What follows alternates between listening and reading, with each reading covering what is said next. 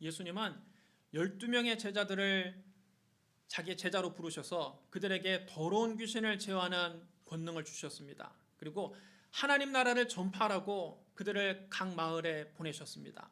제자들이 나가서 회개하라 전파하고 귀신을 쫓아내며 많은 병자들을 고쳤습니다.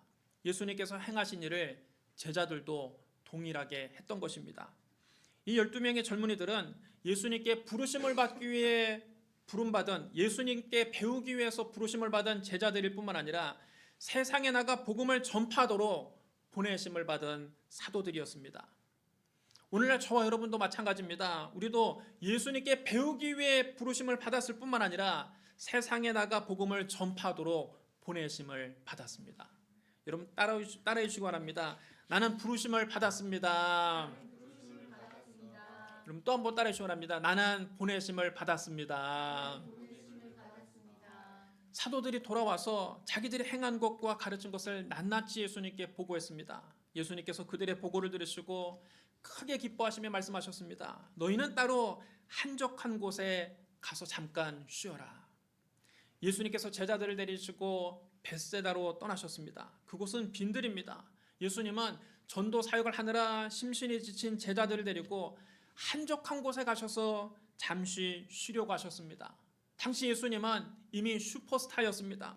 예수님 가시는 곳마다 사람들이 인산인해로 모여들었습니다. 예수님께 말씀도 듣고 병고침도 받으려고 사람들이 구름대같이 모여왔습니다. 사람들이 얼마나 많이 몰려오는지 예수님과 제자들은 음식 먹을 겨를조차 없었습니다. 그래서 예수님께서 제자들을 데리고 갈릴리 해변에 있는 한적한 마을 벳세다로 가셔서 휴가를 떠나신 것입니다. 그런데 거기도 사람들이 알고 쫓아왔습니다. 예수님이 그들을 그냥 돌려보내시지 않았습니다. 지금 내가 너무 피곤하니까 이 다음에 와라. 그렇게 그들을 내보내지 않으셨습니다. 예수님은 큰 무리를 보시고 그들이 목자 없는 양 같은 처진 것을 불쌍히 여기시고 여러 가지로 그들에게 가르치셨습니다. 어느덧 해가 서쪽으로 뉘엿뉘엿 기울고 빈들에는 붉은 노을이 졌습니다. 날이 저물어 가자 제자들이 예수님께 조용히 와서 아뢰었습니다. 이곳은 빈들이요 날도 저물어 가니 무리를 보내어 두루 촌과 마을로 가서 무엇을 사 먹게 하옵소서. 제자들은 너무나 불안했습니다. 그런데 예수님은 태어나십니다. 인간은 조급하지만 하나님은 언제나 느긋하십니다. 예수님은 제자들에게 간단하게 대답하셨습니다. 너희가 먹을 것을 주어라. 제자들은 예수님 말씀이 도무지 이해가 되지 않았습니다. 지금 그곳에 5,000명의 사람들이 운집해 있습니다. 그것도 남자만 5,000명입니다. 여자와 아이들까지 합치면 2만 명이 넘는 사람이 그 빈들에 모였습니다. 제자들이 예수님께 여쭈었습니다. 우리가 가서 200데나리온의 떡을 사다 저들을 먹이리이까? 거기 모인 사람들을 다 먹이려면 200데나리온의 떡이 필요하다는 겁니다. 200데나리온이라고 하면 200일치의 품삯입니다. 200일치 일당이라면 여러분 한 사람의 1년 연봉에 해당하는 것 아닙니까? 그들에게는 그런 큰 돈이 없었습니다. 그러므로 이 많은 사람에게 떡을 먹이는 것은 불가능하다는 뜻으로 말한 것입니다. 결코 그들의 말이 틀리지 않습니다. 그런데 예수님은 그들에게 말씀하셨습니다. 너희에게 떡 몇 개나 있는지 가서 보라. 제자들이 말씀을 듣고 사람들 사이를 다니면서 뭔가 먹을 것을 가져온 사람들이 있는지 뒤져보았습니다. 그들이 가진 것을 다 탈탈 털어봤더니 떡 5개와 물고기 2마리가 나왔습니다. 제자들이 예수님께 그것을 가지고 와서 보고합니다. 떡 5개와 물고기 2마리가 있더이다. 지금 빈들에 5,000명의 사람들이 모였습니다. 여자와 아이들까지 합치면 2만 명이 넘는 사람이 모였습니다. 그런데 가진 거라곤 떡 5개와 물고기 2마리 뿐입니다. 그걸 누구 코에 붙이겠습니까? 떡 5개와 물고기 2마리로 그 많은 사람들을 어떻게 먹이겠습니까? 이건 어림도 없는 일이라는 뜻으로 예수님께 이렇게 보고한 것입니다. 그들의 상황 판단은 정확했습니다. 그런데 그들이 한 가지 못 본 것이 있습니다. 그들이 놓치고 있는 것이 있습니다. 그들은 자기들 앞에 있는 예수님을 보지 못한 것입니다. 그들이 어려운 환경만 바라보느라, 어려운 상황만 바라보느라 자기들 앞에 계신 예수님이 안 보이는 것입니다. 그들은 눈앞에 닥친 문제만 염려하느라 전능하신 예수님이 자기들과 지금 함께 있다는 사실을 놓치고 만 것입니다. 자꾸 문제만 묵상하니까 예수님이 안 보이는 것입니다. 여러분, 우리도 제자들과 같을 때가 있습니다. 지금 우리가 살고 있는 이 세상이 바로 빈들입니다. 이곳에 너무나 많은 문제들이 있습니다. 너무나 큰 문제들이 있습니다. 우리가 해결할 수 없는 문제가 있습니다. 경제적인 빚이 있습니다. 실직했습니다. 사업이 잘 안 됩니다. 몸이 병들었습니다. 가정이 위기입니다. 자녀들의 진학이 막혔습니다. 자녀들의 취업이 막혔습니다. 나를 공격하는 원수가 있습니다. 마음에 우울증이 생겨서 살아갈 용기조차 나지 않습니다.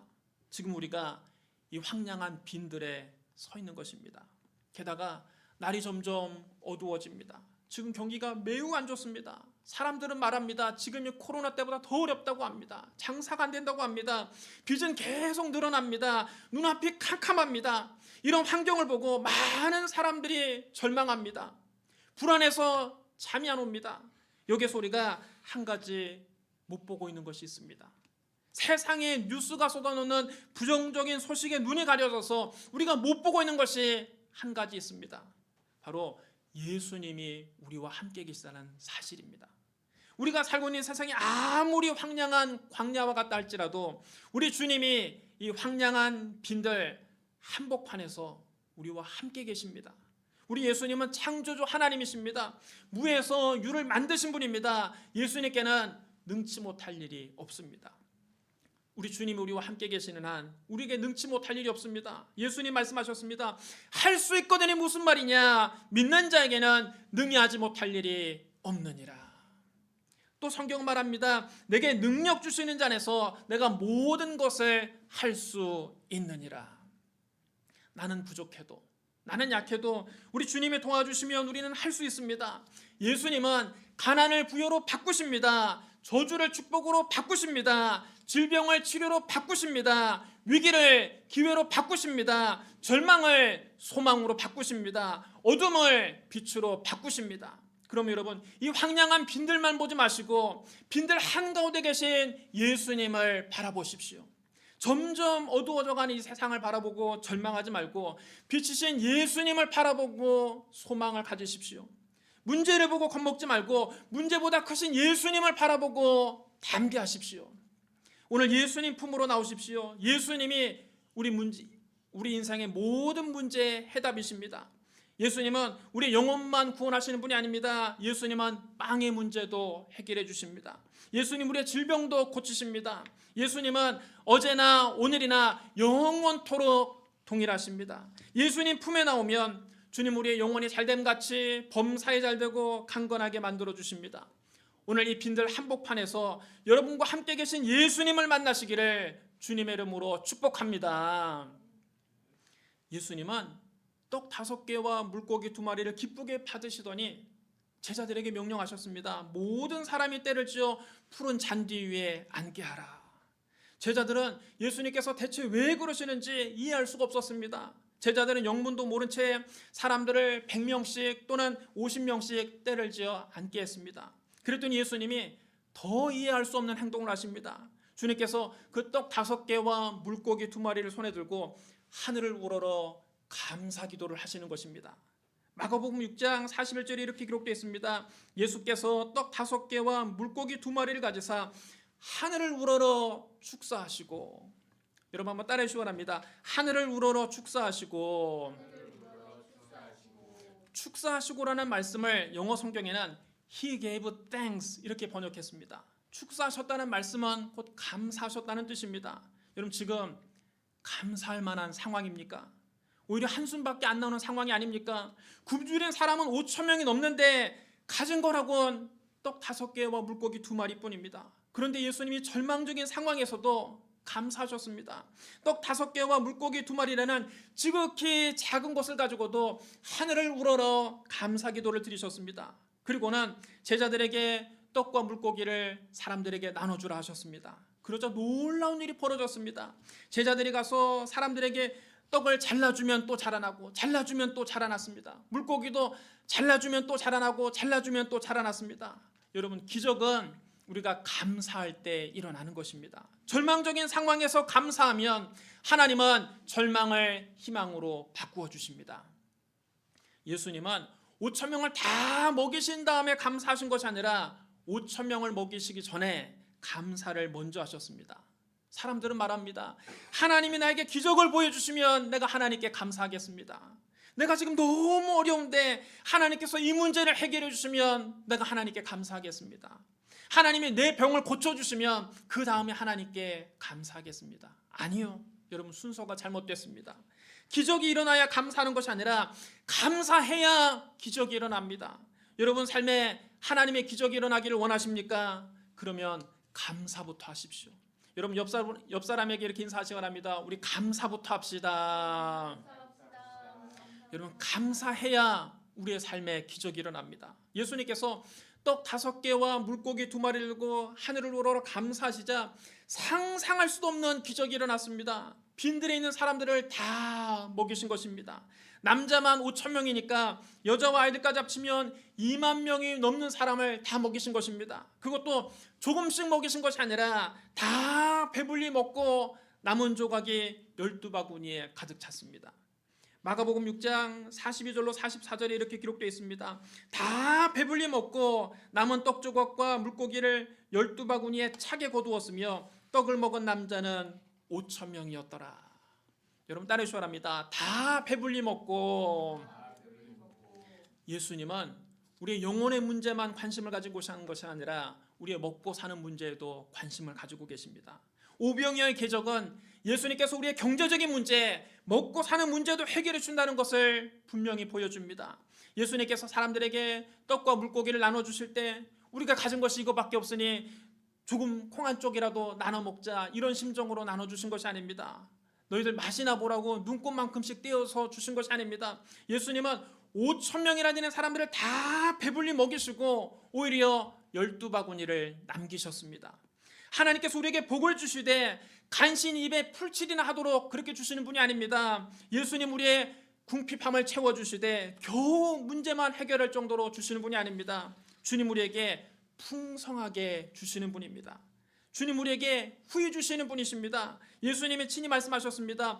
도둑이 오는 것은 도둑질하고 죽이고 멸망시키려는 것뿐이요 내가 온 것은 양으로 생명을 얻게 하고 더 풍성히 얻게 하려는 것이라. 주라 그러면 너에게 줄 것이니 곧 후히 되어 누르고 흔들어 넘치도록 하여 너희에게 안겨주리라. 여러분 주님은 우리에게 복을 주시되 풍성히 주시고 후히 되어 누르고 꽉꽉 누르고 흔들어서 넘치도록 해서 우리에게 안겨주십니다. 사랑하는 성도 여러분, 지금 우리가 살고 있는 이 세상이 빈들입니다. 경기가 점점 더 어려워지고 있습니다. 살기가 더 어려워지고 있습니다. 하지만 우리는 걱정하지 않습니다. 왜냐하면 이 빈들에 예수님이 우리와 함께 계시기 때문입니다. 예수님은 떡 5개와 물고기 2마리로 5,000명을 다 배불리 먹이시고 12바구니를 남기시는 분입니다. 예수님은 풍성하게 채우시는 하나님이십니다. 그러므로 빈들만 바라보고 절망하지 말고 빈들 한가운데 계신 예수님을 바라보십시오.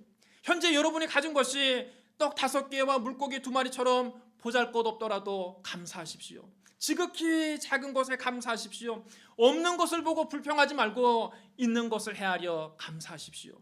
하나님께서 나에게 복을 주시면 나중에 감사하겠다고 하지 말고 복을 받기 전에 먼저 감사부터 하십시오. 그러면 여러분 삶에 오병이어의 기적이 일어납니다. 여러분의 영혼이 잘됨같이 범사에 잘되고 강건하게 됩니다. 어렵고 힘들 때일수록 감사하십시오. 이 자리에 계신 여러분 모두 다 오병이어의 기적을 체험하시기를 주님의 이름으로 축복합니다. 우리 기도하겠습니다. 사랑과 은혜가 풍성하신 하나님 아버지, 지금 우리가 빈들 한가운데 있습니다. 우리 형편과 사정을 오직 주님만이 아십니다. 우리를 도와주실 분은 주님밖에 없습니다. 주여 우리의 삶에도 오병이어의 기적이 일어나게 하여 주옵소서. 예수님 이름으로 축복하며 기도드리옵나이다. 아멘.